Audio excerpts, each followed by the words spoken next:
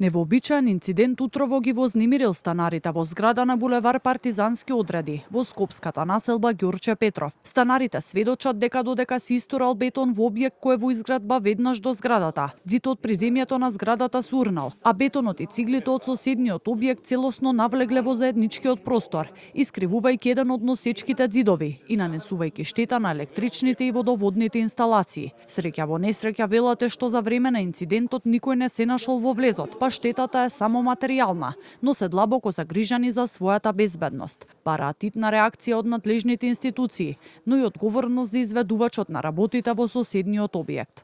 Сликата беше страшна. Ја во 9:30 сабајле се прибирав дома и пред влезот, пред лифтот, тоест начекав огромна цемент, бетон, тоест. Историја ништо не ми беше јасно. После тоа отидов, пошто до нас се гради друга зграда, предпоставував дека е од кај нив.